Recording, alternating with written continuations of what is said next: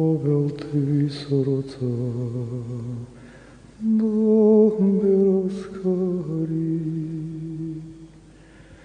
დანისოს მთებისას გაიფრენს აფრად ვერხვის ფოტოლთა თეთრი ლაშქარი ეხლა ვიმყოფებით ჩვენ ერთ-ერთ ულამაზეს მონასტერში საქართველოსი. ეს არის ყინცვისის მონასტერი. აქ არის დიდი ტაძარი, გუმბათური ტაძარი წმინდა ნიკოლოზისა.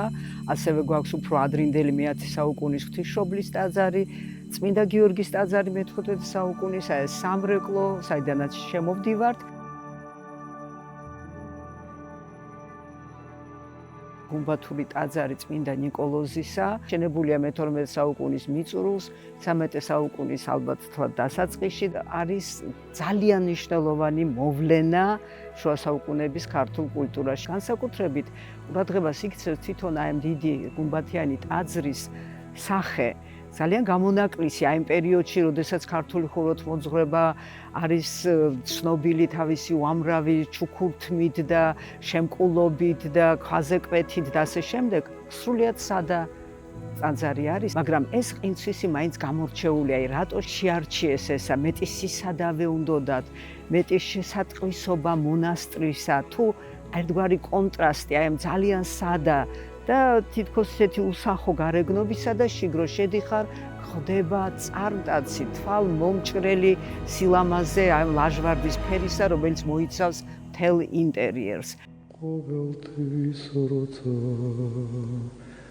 ნომეროსკარი დანისოს მთებისას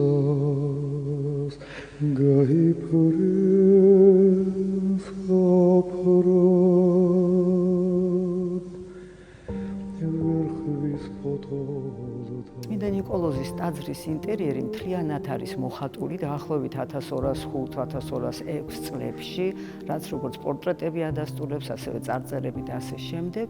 და სრულიად დამსახურებულად ის არის მიჩნეული შუა საუკუნეების ქართული კედლის ხატრობის შედევრად.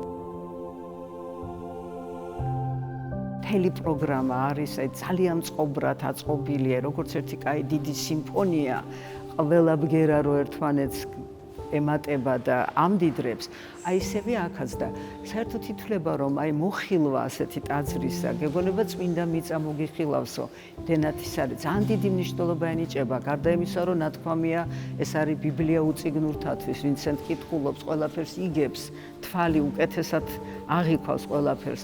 ეს არის ქადაგება ფერებით და ხაზებით, ბასილი დიდი როგორც გვეუბნება. ერთი საერთო დიდი სივრცე არის გამსჭვალული უფლის დიდებითა და იმედით აღდგომისა.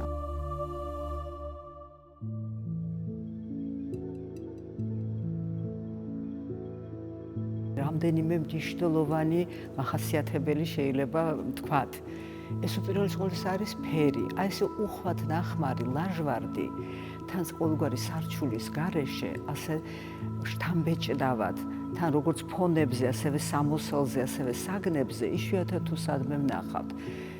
ნამდვილი შუქმნათობა, რაც საერთოდ მინერალურ საღებავებს ახასიათებს და მათ შორის ლაჟვარდსაც აქ არის მაქსიმალურად გამოვლენილი და შერწყმული არის ნიადაგის თეთრ ზოლებთან, რაც ასევე იშვიათობაა, სამოთხის ფერი არის. და რამდენიმე კიდე მოკლედ რო ვთქვათ, რა გვახსიათებს, ეს არის, რა თქმა უნდა, ბაგრატიონების პორტრეტი, გიორგი მესამე, ამ დროს უკვე გარდაცვლილი, თამარ მეფე და მისი მემკვიდრე და მისი შემდეგი მეფე ლაშა გიორგი. მნიშვნელოვანი არის ის, რომ აქვე გამოსახული არის ნამდვილი ქტიტორი. ანუ აი ანტონ გლონისთავისძე, მწიგნობარ თუხუცესი და ჭყონდიდელი, ეხლა კი ცუდად ჩანს წმინდა ნიკოლოზის წინაშე. მეფეები წარდგებიან ქრისტეს ხატის წინაშე.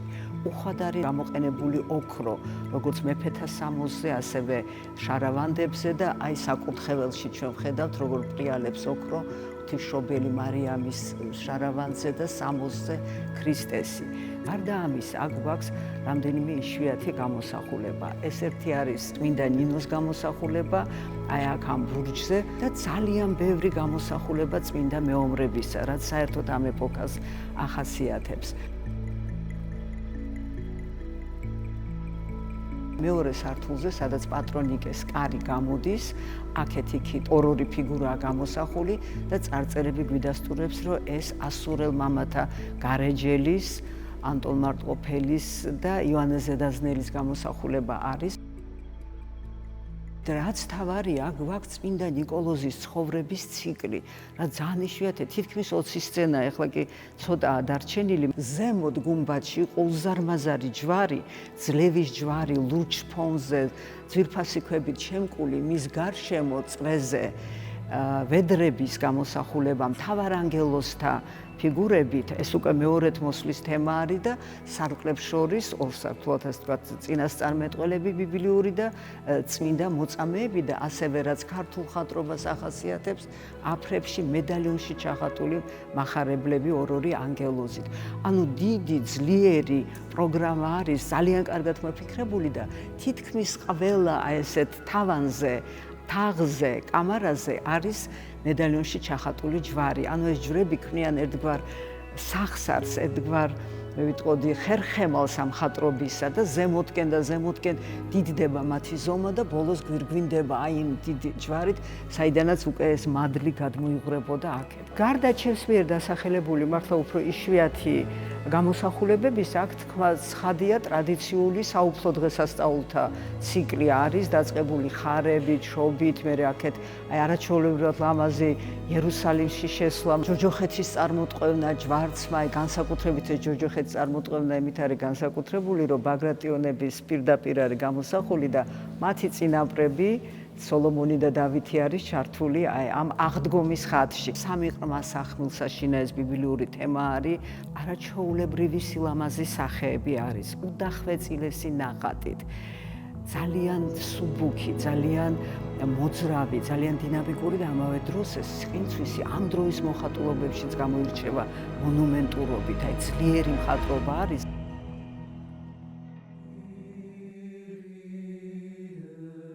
რა თქმა უნდა, ყველაზე უფრო ყველას აინტერესებს და ყველასთვის საინტერესო არის ანგელოზის გამოსახულება ჩრდილო კედელზე. ეს არის რაღაცა მართლა შედევრი. ხო ის ცალკე არ არის, ეს დიდი სცენის ნაწილია, უბრალოდ სარკმლებით არის გამოყოფილი მენელსაცხებლე დედებისგან და აი ამ დაცარიელებული სადგომისგან, მაგრამ ესეთი მოქნილობა ხაზის, ესეთი რაღაც მუსიკალური ჟღერადობა, ასეთი შეხამება ლურჯიშა და მწვანის, მისი სახე ძალიან თხელი სუქჩდილით მოდელირებული, ეს უზარმაზარი თვალებით, ჟესტი მისი ხელისა, რომელიც თან იმ აკლდამაზეც მიუთითებს და თან ბაგრატიონებზეც მიუთითებს. ისეთი ერთობა არის, ისეთი მოფიქრებულია ყველაფერი, რომ რაღაც სასწაული არის ეს მხატვრობა და ნამდვილად იმსახურებს აი იმას, რომ რაღაცა ეს ანგელოზი ლამის ქართული კულტურის სიმბოლო გახდა.